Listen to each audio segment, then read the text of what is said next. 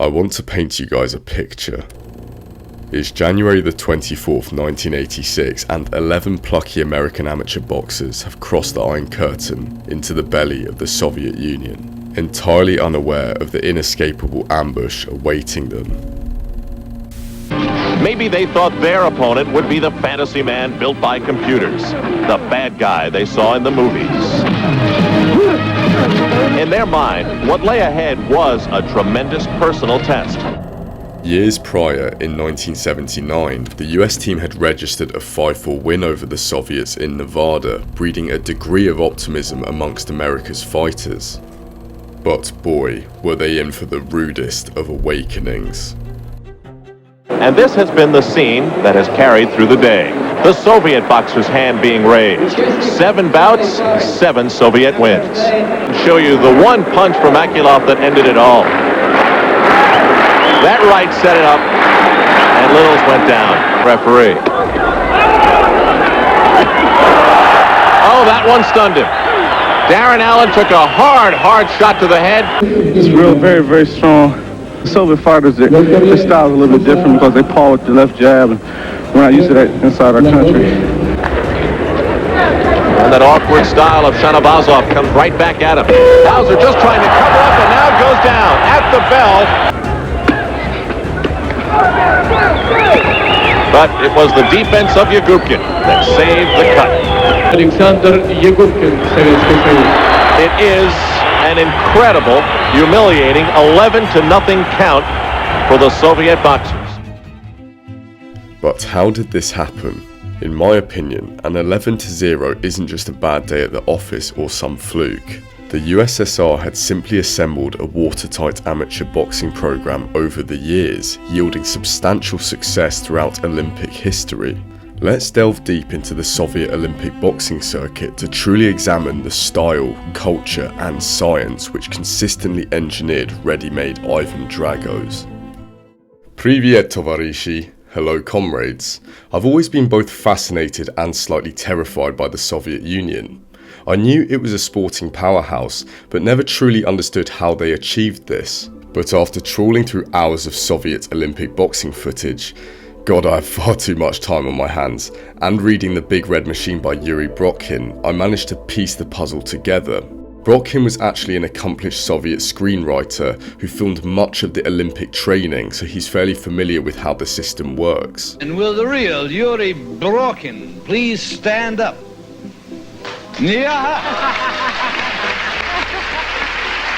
In fact, his book was so accurate in unveiling the ugly intricacies of the system, his life was actually ended for it. No surprises for guessing the culprits. On a side note, if you enjoy this style of content, please consider liking and subscribing. Now, let's get into this. The slogan, "All world records must be taken by Soviet athletes," towered over stadiums across the country in the 1950s. The USSR saw the Olympics as an opportunity to project the physical supremacy of their population and lifestyle onto the global stage. Athletes, coaches, physicians and scientists would join forces to squeeze out maximum results. According to Nicholas Bourne and Jan Todd, the Soviets' research on sport performance far excelled that of the West, providing the example of Filomenov's study on punching power. See, Filomenov uncovered that the use of legs when pushing off was responsible for boxers producing 38.46% of the power of the punch. Trunk rotation was the second greatest at 37.42%. Consequently, when examining old Soviet boxing training, you can see the implementation of exercises refining these movements, such as the medicine ball rebounder exercise. Many of these applied Soviet aspects would even be incorporated into professional boxing in America from 1985 onwards, underlining the USSR's scientific capabilities and showcasing why the Soviet boxers were so powerful. On the topic of power, I always feel it's a bit of a cop-out when people attribute Soviet success entirely to doping. I was hacked. You hypocrite! Ow! Anyway, when I examine old Soviet boxers, they tend to be pretty muscular and stocky, and there is a reason for this aside from the obvious. Interestingly, Brokhin highlights the morphological technique, which is used to select young athletes according to biological maturity instead of age. This helps to zero in on the sport for which a child is best suited. For example, those with broad shoulders, thick necks and overly long limbs are siphoned off into the boxing circuit.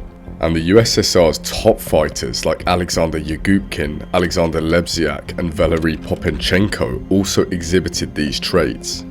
Inevitably though, steroids were always a possibility. Brokin notes that pills or steroid derivatives flooded the market in the mid-60s.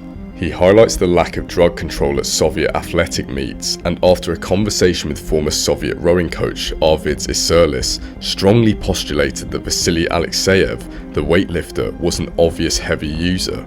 I can't say definitively whether the boxers were doping, but the prevalence within the system and the contemporary Olympic testing only coming a few days before actual competitions does make it a strong possibility.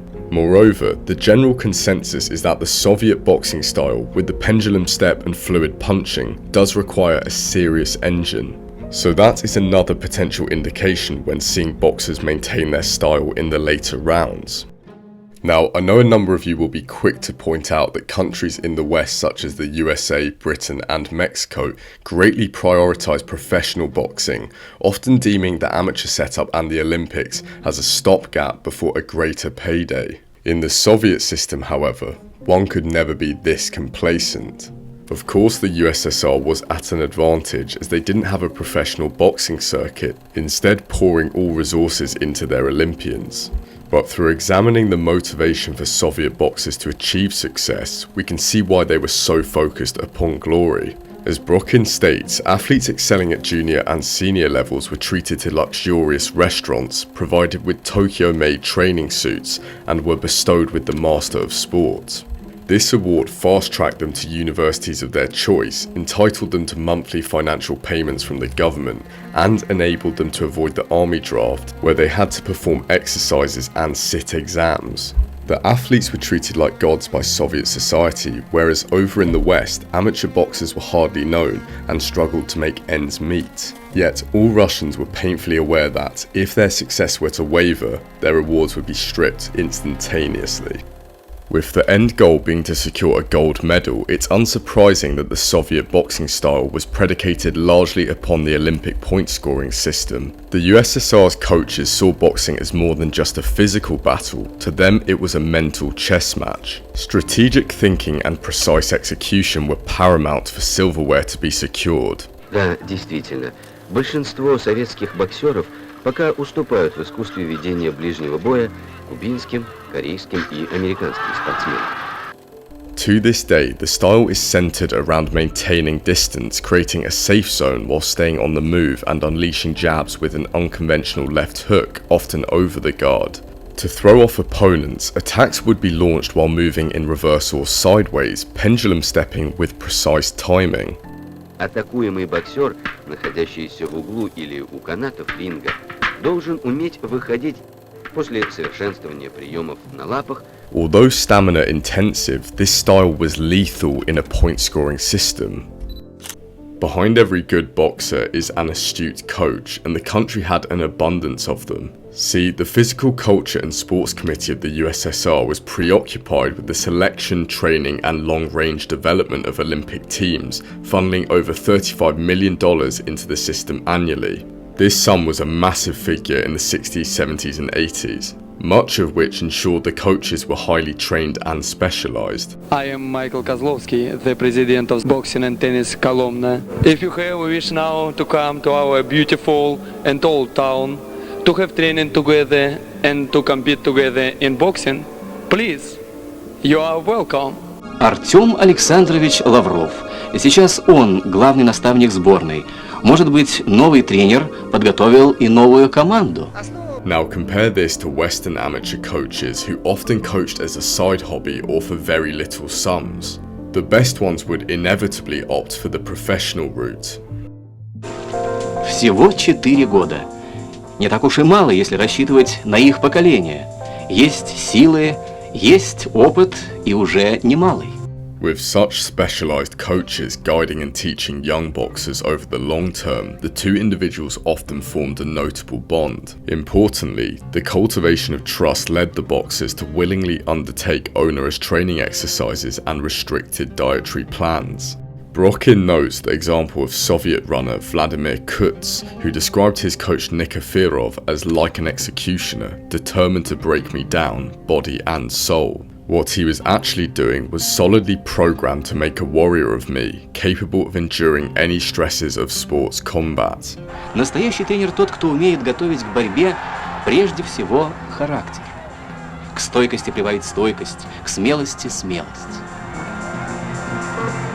Soviet Russians, of course, were hardened to suffering, having historically remained mute while being strung up on the gallows upon finding their huts destroyed or children dead from hunger or freezing to death in labour camps. So the genius of specialised coaches, in tandem with a willingness to suffer, regularly created the perfect boxer in my eyes. На сборах в Кисловодске мы сначала недоумевали, почему Киселев выбирает для тренировок наиболее глухие углы. Потом поняли. Иначе может помешать популярность спортсменов. This point can be overlooked and its importance is often understated. The Soviet predilection towards discipline and self-control were instrumental in keeping boxers on the right track, avoiding life's luxuries including drinking, gambling. Women weaken legs. Life for the USSR's athletes solely involved training, eating and sleeping. Admittedly, the communist society likely made such abstinence easier due to the simplistic structure and reduced corrupting factors when compared to its capitalist Western counterparts. Yet, from my research, many of these boxers had tunnel vision for one thing: glory. So that's my take as to why Soviet boxers have been so successful at the Olympics and on the amateur circuit more generally, but now I want to hear what you guys think. Why have they been so successful? Have I missed out anything key? Please leave your comments down below. Now, a quick shout out to Coach Strout's Classic Fights. His channel is an absolute goldmine for old boxing matches, so check it out. Also, please consider subscribing as I've got much more content in the pipeline and it should be coming out over the next couple of weeks. Cheers.